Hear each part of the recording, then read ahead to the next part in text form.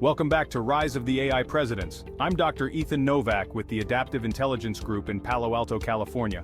I recently returned from a conference on the ethical implications of artificial superintelligence, and I will be sharing those concepts with you in upcoming conversations. Before we dive into today's topic, let's recap the key points Dr. Olivia Kim covered in our last episode. 1. An AI president could multitask effectively, handling multiple issues simultaneously without losing focus. 2. AI can be programmed for consistent decision-making, ensuring predictable and equitable leadership. 3. With proper maintenance, an AI leader wouldn't face the physical limitations of aging or illness, providing consistent leadership over extended periods. Now, let's turn our attention to a topic that's been a thorn in the side of democracies since their inception: corruption. History has witnessed countless scandals involving human leaders. From financial and ethical misdeeds to sexual indiscretions, no era has been immune, but some scandals are more entertaining than others. For this episode, let's revisit a few of the more entertaining ones. Back in 2002, Rod Blagojevich, aka Blago, ran for governor of Illinois on an anti-corruption platform. His slogan, ending business as usual. His strategy, business as usual. But little did voters know just how unusual his business would become after he was elected governor in 2003. Blago was a flamboyant character who took great pride in his hair. How much pride? He reportedly had aides carry a hairbrush he called the football, a nod to the nuclear codes that follow the president. Things went well until Blago was caught trying to sell Barack Obama's vacated Senate seat. The FBI caught him on wiretaps saying that Obama's seat was gosh darned golden, and that he wouldn't give it up for gosh darn nothing. Viewers should note that gosh darned was not the word Blago used. The jury was not amused and found Blago guilty. He was sentenced to 14 years in federal prison. Here's a photo of him leaving his home for his new address. But after only 8 years, President Trump commuted his sentence. How about that? On to our next adventure. Back in the early 70s, Vice President Spiro Agnew resigned over bribery charges. First, Agnew was investigated for some minor issues from his time as Baltimore County Executive and Governor of Maryland. You know the kind of stuff: criminal conspiracy, bribery, extortion, and tax fraud. Hey, maybe Blago read his playbook? The kickbacks allegedly continued into his vice presidency. Allegedly. A great word. Despite publicly proclaiming his innocence, Agnew was secretly negotiating a plea deal to avoid jail time. On October 10, 1973, Agnew appeared in court and pleaded no contest to one count of tax evasion, then submitted his resignation as vice president minutes later. In his letter to President Nixon, Agnew claimed he was resigning in the best interest of the nation, despite having just pleaded no contest to a felony. Nixon responded with a letter praising Agnew's patriotism and dedication to the welfare of the United States. After resigning, Agnew borrowed $200,000 from Frank Sinatra to cover his legal fees and living expenses. It's nice to have friends like that. Remember this illustration from the last episode? In his 1980 memoir, Agnew later claimed that he resigned because Alexander Haig had warned him to go quietly or face an unspoken threat of assassination. Haig denied this claim and called it preposterous. But wait, it gets better. In 1981, Agnew was ordered to pay the state of Maryland $248,735 for the bribes he had taken. He then tried, unsuccessfully, to get this amount treated as a tax deduction. Despite his conviction, Agnew maintained his innocence for the rest of his life, claiming in his 1980 memoir that he was morally obtuse but not criminal. The combination of brazen corruption, an unprecedented resignation of a vice president, and Agnew's continued defiance and outlandish claims make this a remarkably absurd chapter in American political history. But this is all pretty dry stuff compared to the titillating transgressions that arise when political libidos go wild. Hey, there might actually be the seed of an idea for another video series in here somewhere. For starters, even the names of some of these guys add icing to the cake. A guy named Bob Pack Wood getting involved in a sex scandal with his assistants. It really makes you wonder who's writing this reality script. Of course, that didn't turn out well. But the all-time award winner of the political scandal name game is, unsurprisingly, Anthony Weiner. Weiner? And he got caught sending pics of his, well, wiener, to teenage girls. Now here we enter an area where AI has still not caught up with humans. Humor. The headlines from the editors and reporters at the NY Post exhibit literary and linguistic achievements that AI can only dream of at this point in its evolution. Let us take a few moments to bask in the glow of human comedic genius.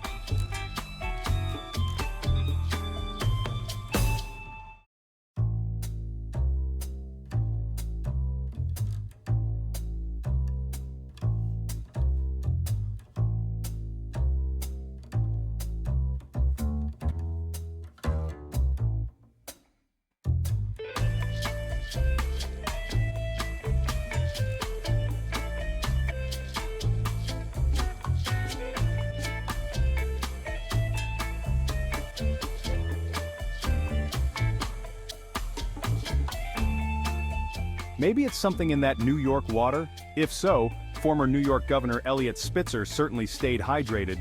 His romps with demi-mondaines from the Emperor's Club VIP escort agency are legendary. The federal investigation later discovered that Spitzer procured services costing in excess of $80,000. But in his favor, please note that he did not try to deduct this on his taxes. And once again, the NY Post team rose to the occasion, so to speak.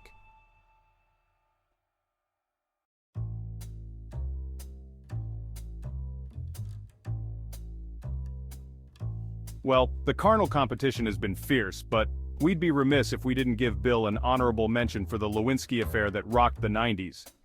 Bill was one smooth operator. Well, at least we can rest easy knowing that a robotic AI president would never get mixed up in such sensual scandals, right?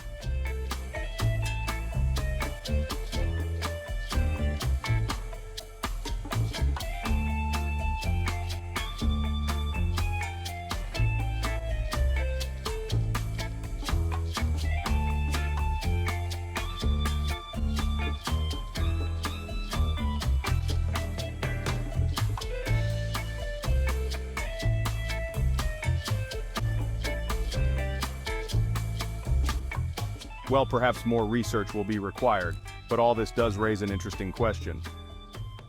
How can we ensure an AI leader remains incorruptible? In science fiction, we've seen examples like C-3PO from Star Wars programmed with strict ethical guidelines and an unwavering adherence to protocol. While C-3PO might be a bit too rigid for presidential duties, it illustrates how we could potentially hard-code ethical behavior into an AI leader. When asked to comment on this topic, our AI expert Dr. Olivia Kim said, "By designing AI systems with explicit ethical principles, we can create artificial intelligences that are fundamentally incapable of engaging in corrupt practices." This idea of incorruptibility through programming isn't limited to fiction. AI ethics researcher Toby Ord suggests that an AI system could be designed to be incorruptible, with no hidden agendas or personal interests. We see a similar concept in the 1987 film RoboCop, where a cyborg law enforcer follows prime directives that prevent corrupt behavior. While an AI president wouldn't be fighting crime on the streets, it could be bound by similar ethical constraints in its governance. And unlike human politicians, an AI president won't be swayed by a fancy dinner, a game of golf, a suitcase full of cash, or by finding a supermodel in his Oval Office. Its idea of a good time is crunching numbers and optimizing algorithms for the betterment of society. The 2016 Panama Papers scandal highlighted the critical need for financial transparency and governance. An AI president could revolutionize this aspect of leadership. By leveraging technologies like the blockchain, an AI leader could provide unprecedented transparency in government operations. Estonia's e-governance system offers a glimpse of what this might look like on a national scale. The New York Times wrote, "The role model for governments should be Estonia, a country where almost every bureaucratic task can be done online." Forbes magazine observed, "Estonia has given an entirely different outlook on what a truly human-centric society entails for digital citizens." And Wired magazine simply said, "Estonia is the world's most digitally advanced society." With checks and balances, even the cleverest of corrupt humans would have a difficult time trying to push an AI president into actions that violate its core programming. The AI president would be far too smart for that. As Marvin the paranoid android from The Hitchhiker's Guide to the Galaxy said, "Here I am, brain the size of a planet, and they tell me to take you up to the bridge. Call that job satisfaction? 'Cause I don't." An AI president could automate and publicize all government transactions, making cover-ups like Watergate a thing of the past. We simply need to address potential vulnerabilities in AI security to ensure that decision-making processes remain auditable. Remember Person of Interest, where an AI called the Machine played high-stakes whack-a-mole with potential terrorists? Well, the ideal design for AI for governance will be less Big Brother and more Cool Ant who actually listens. No pre-crime shenanigans here, folks. Imagine an AI president with a built-in lie detector. It'll be like having a polygraph test and a fact-checker at every press conference. The potential for truly incorruptible leadership could shake up democracy faster than a Twitter scandal on election night. Get ready for government transparency so clear, you might accidentally walk into it. In the end, an AI president's idea of a campaign contribution might just be citizens donating processing power to help solve complex national issues. Join us next time as we explore how an AI president would serve the public for an extended period of time while adapting to new situations and evolving in office. Until then, I'm Dr. Ethan Novak, encouraging you to stay curious about the future of governance. The views and opinions expressed in this program do not necessarily reflect those of the management of this station. We encourage viewers to form their own conclusions based on the information presented and their own common sense. And please don't waste our time asking about Dr. Novak's haberdasher or for Dr. Kim's phone number. Are you nuts? There's no way an intelligent hottie like Dr. Kim would date a loser like you. Trust us, you'd get more action pole vaulting at the Olympics. Speaking of which, what the heck was that weird twerking session masquerading as breakdancing? Was that poor woman having a bad reaction to swimming in the Seine? Anyway, now that the Olympics are over, maybe we can get back to serious news like, man bites robot dog! Or political candidate accuses challenger of being goofy. Peace out!